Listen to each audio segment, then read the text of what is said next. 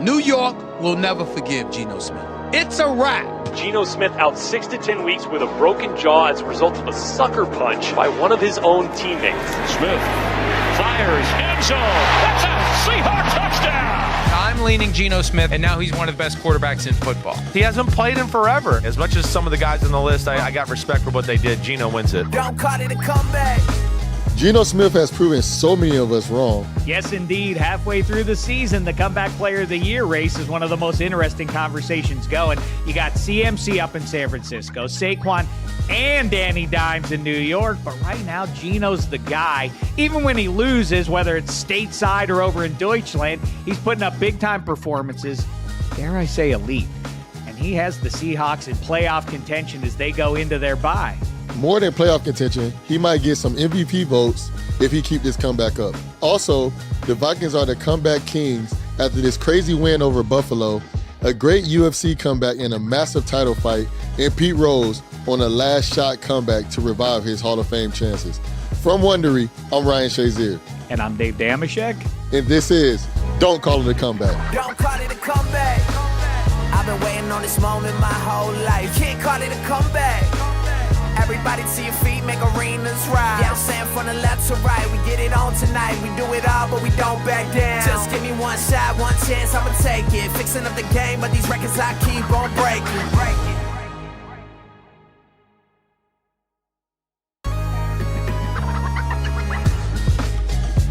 Shek, let's get into this Geno comeback.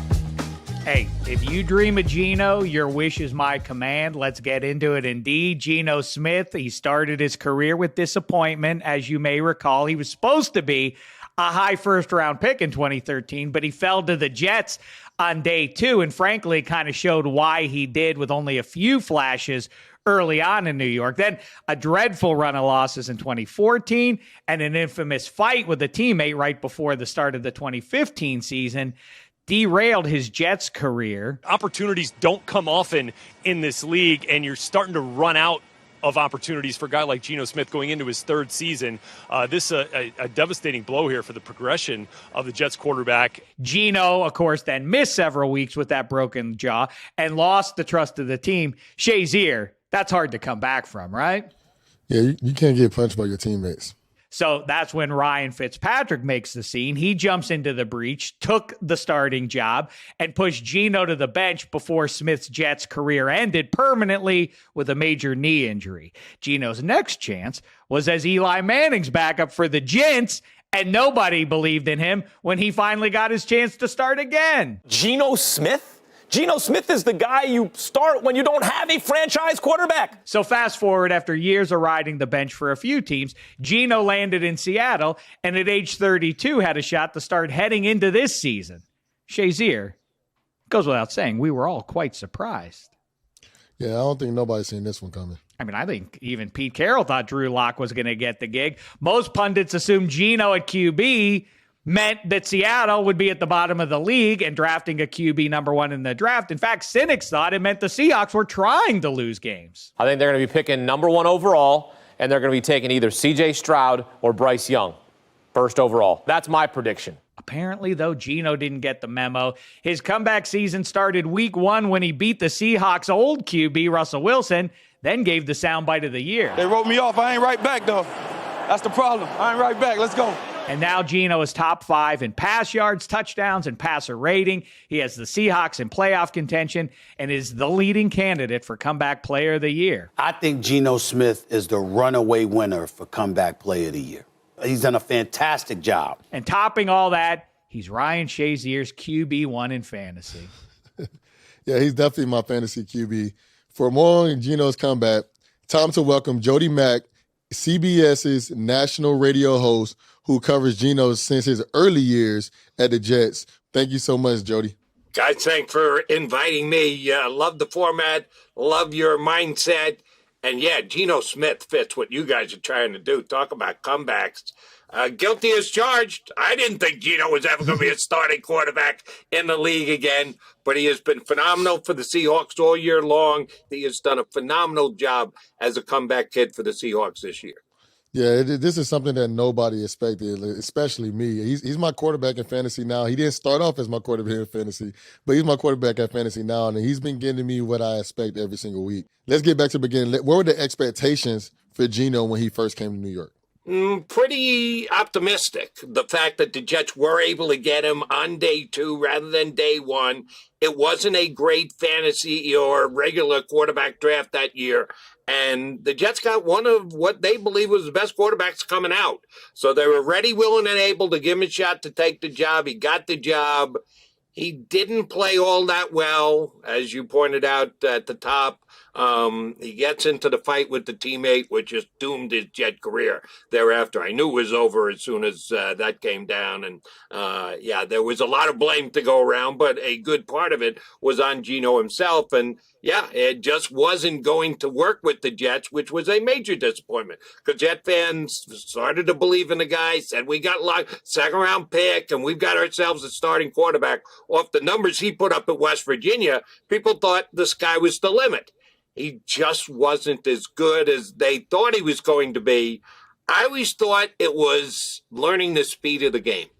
That the speed of the game seemed too much for Geno, that he was just a step behind. In West Virginia, they got receivers running wide open. He's got the arm strength. He's got the talent. He can deliver the football, but it gets a hell of a lot tougher when you get to the NFL. And Geno just didn't make that step of progression that I thought he needed to. I do feel like he's a little bit from the Simpsons sideshow Bob, whether he means to or not. He just keeps stepping on rakes and they keep hitting him in the face.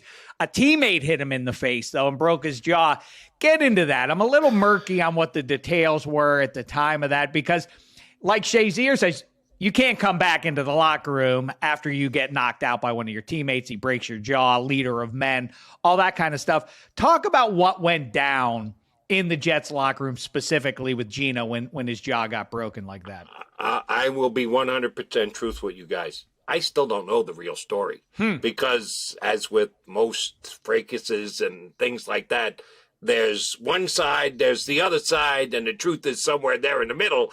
And I don't know that we ever actually got to the complete and honest truth, but it had to do with money. It had to do with a guy making an appearance at a camp and getting paid, and Geno not holding up his end of the bargain, and according to his teammate, and according to Geno, that the player blatantly overreacted, which I would agree. For what they were arguing over, I don't think he deserved to be punched, but I wasn't in the locker room that day, so I don't know which words went back and forth between the two guys.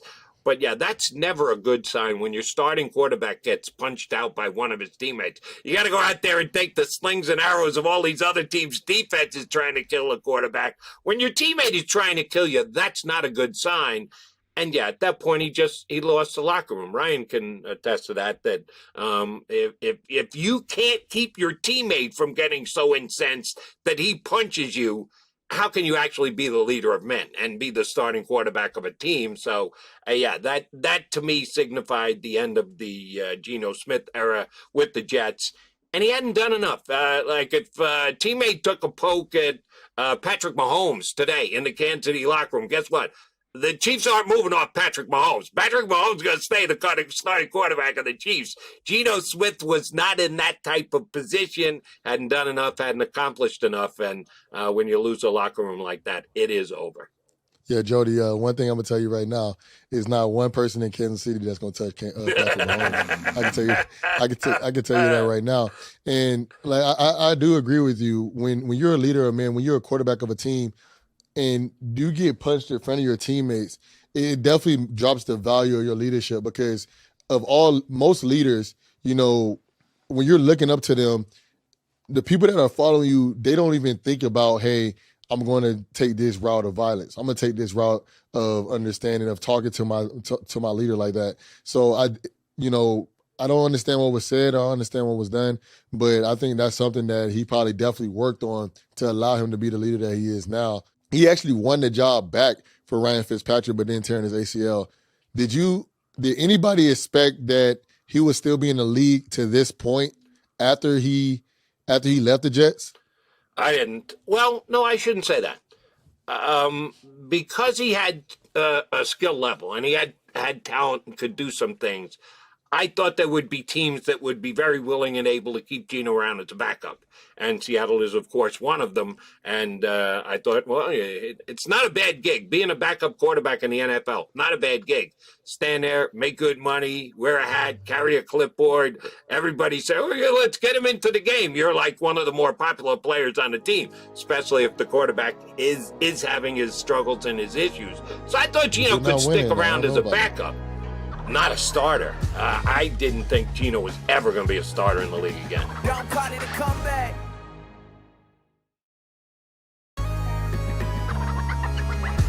And by the way, yes, as you say, it's a great gig to have, being a backup, not taking those shots and everything else. And he finds a nice cozy spot. Probably doesn't even have to move. He goes from the Jets to the Giants. He's Eli's backup. He's probably not going to see much action, but then things are a little weird for Eli. The team's not playing great. And then McAdoo makes the wild choice to put Geno in. Great. So give the backup. Everybody always says, who's the most popular guy in any football town? The backup QB, except here, because it ends Eli Manning's Iron Man streak, and poor Geno is again in the crosshairs of the fan base.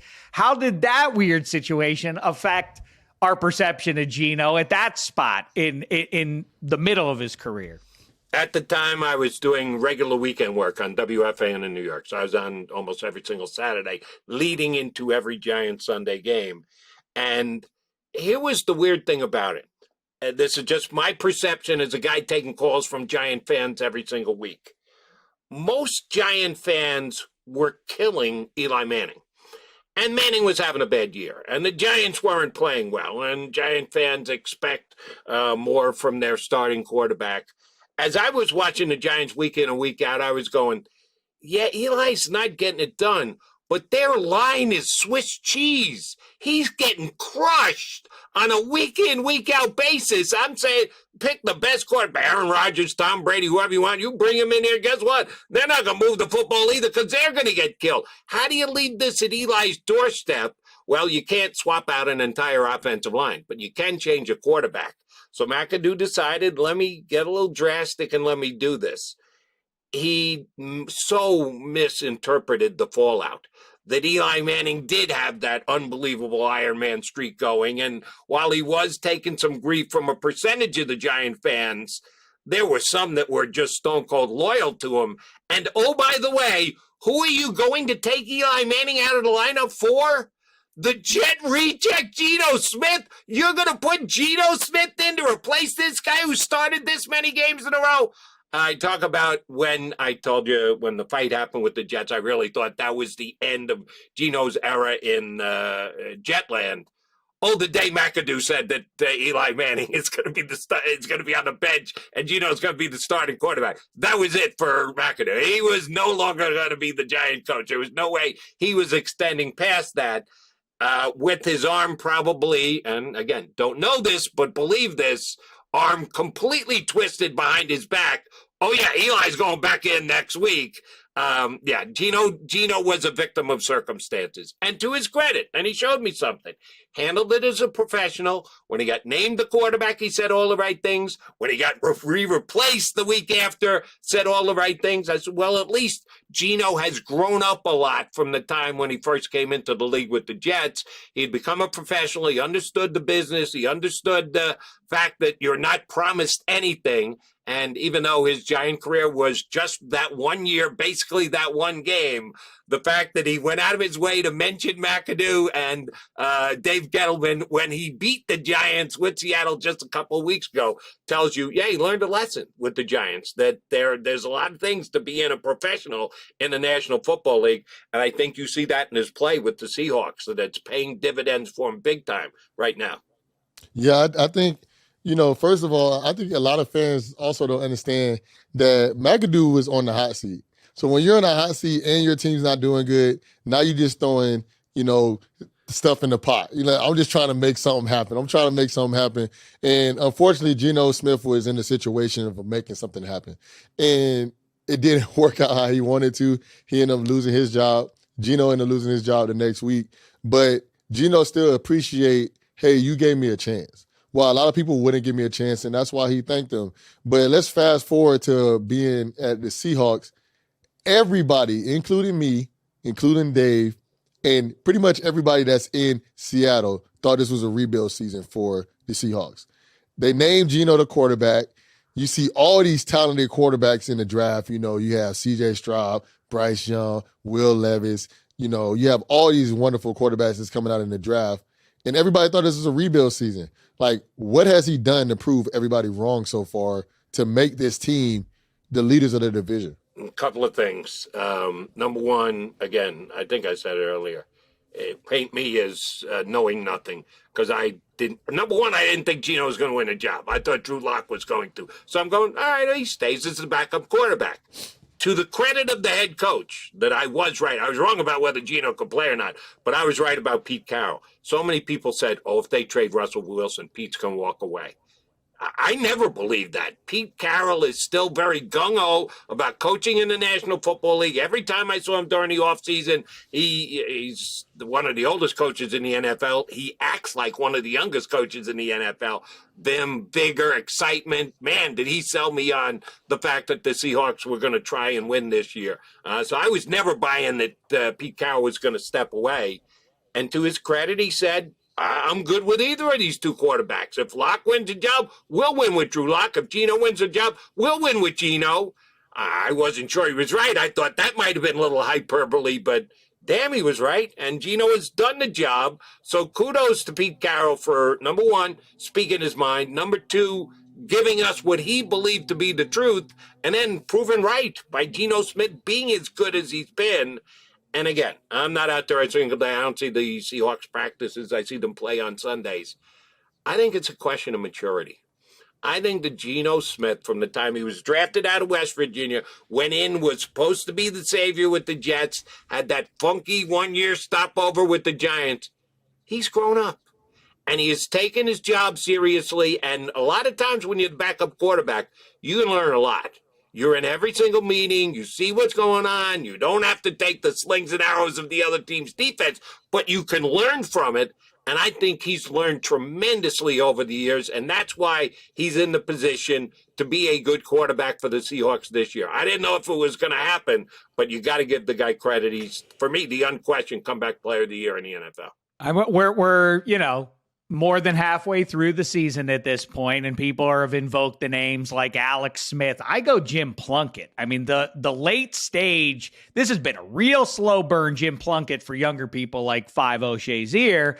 Plunkett is the first overall pick coming out of Stanford, can't miss guy, but then he misses in 2 stops until he lands in Oakland and then wins a couple of Super Bowls with them.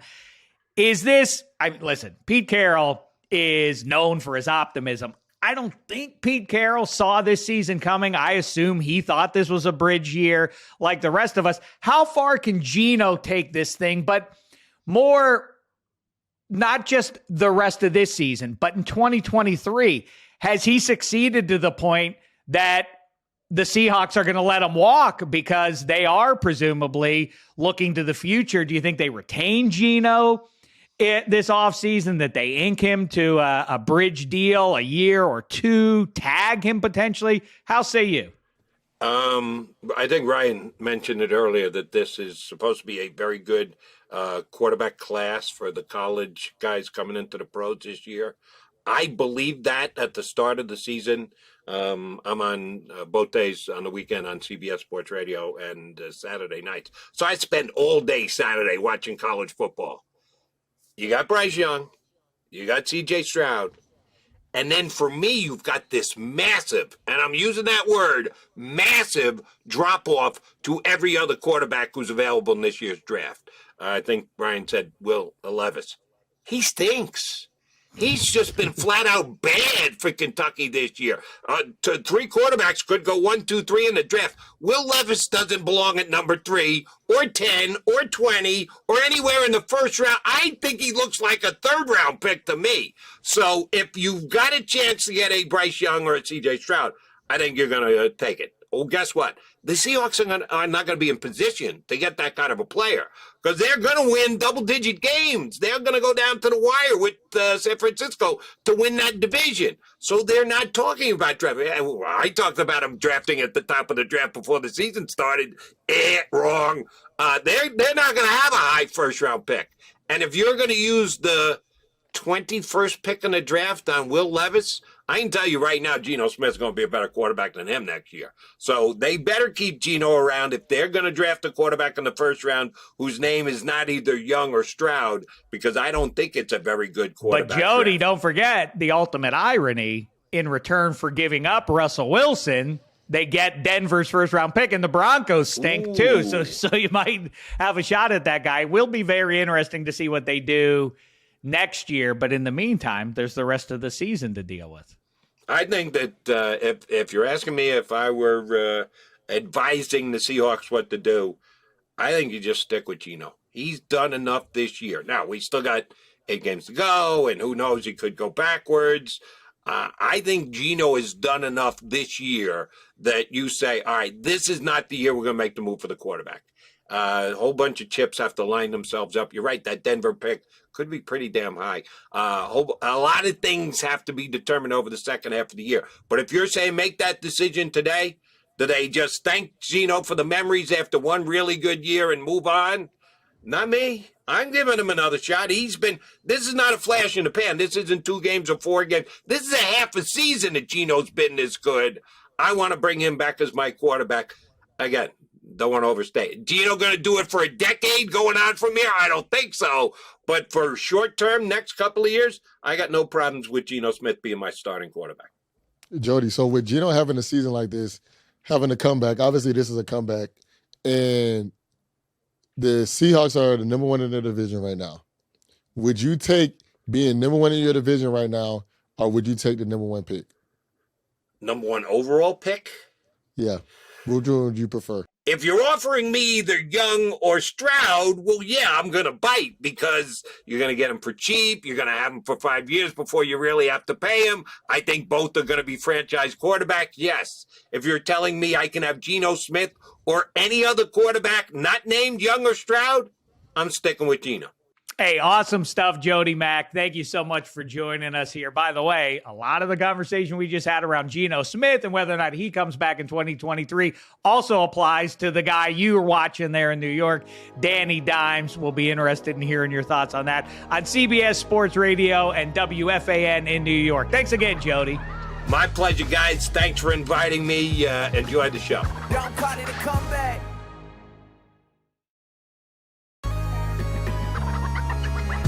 It's time for some other great comeback stories in the news we need to take a look at and talk about here. It is time for the check down.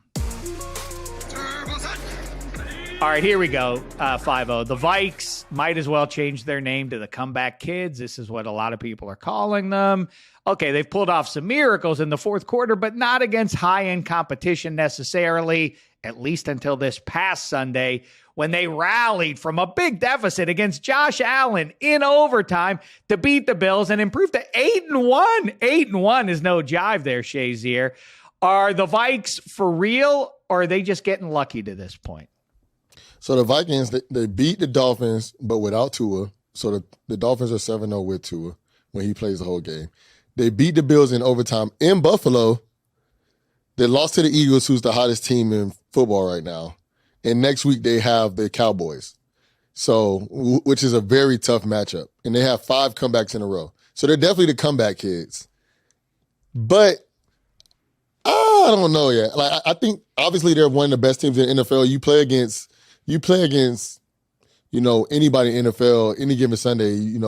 If you're 8-1, that means you're one of the best teams in the league. So I think they're real, but I don't think they're real enough to win the Super Bowl. I think the Eagles are better than them.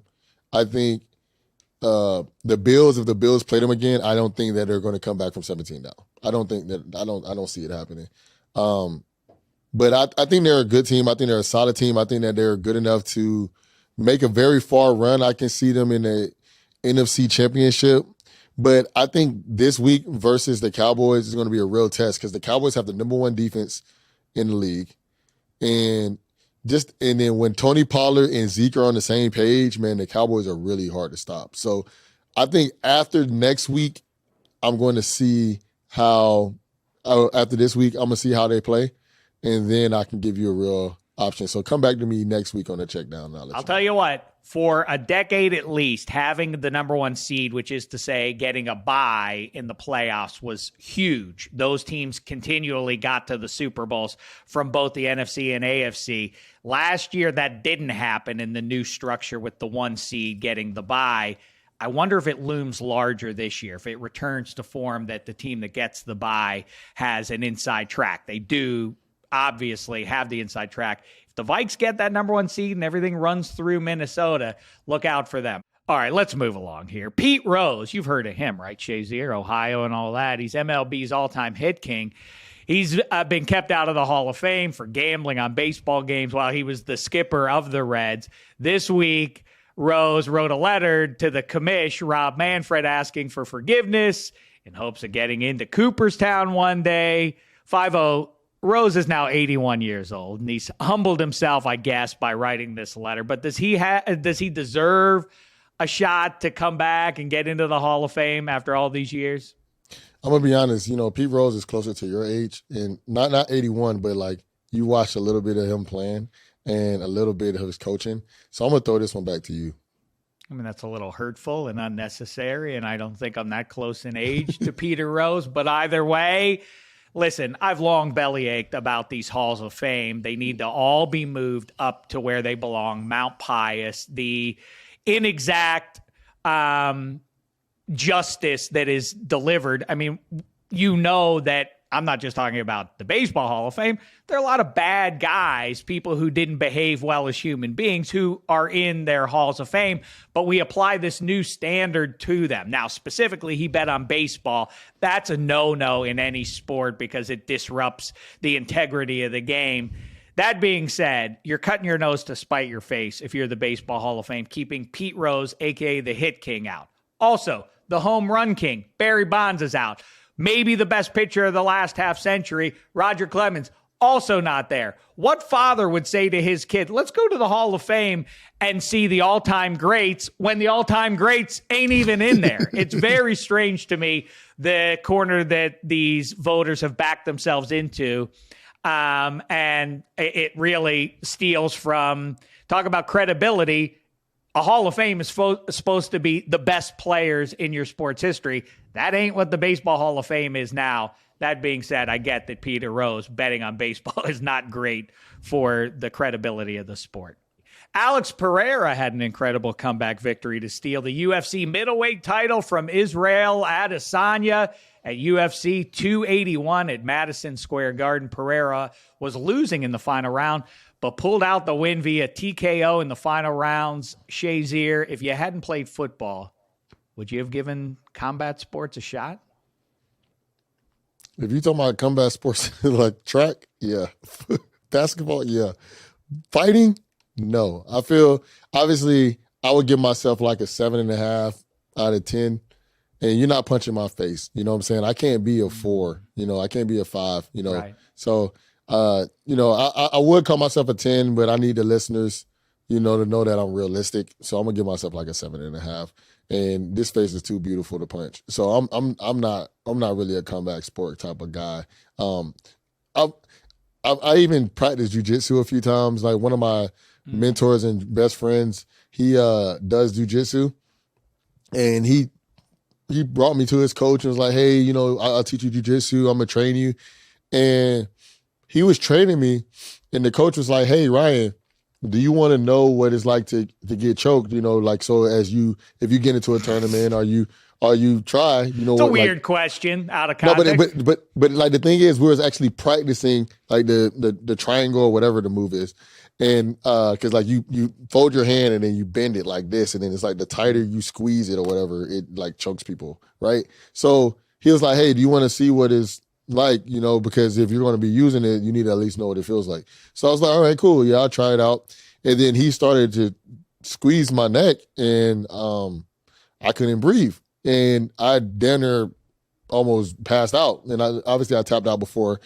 And that guy has not been in my house ever since then. So I'm telling you, combat sports is not for me. I enjoy it. I like, Israel Adesanya when they fight. I like Khabib. I like watching Floyd. But I'm going to leave all that fighting to them. And I'm going to leave the football and all that type of stuff to me. So, I'm good on that. Your old pal, Le'Veon Bell, likes getting in that ring, though. He likes throwing hands, old school boxing style.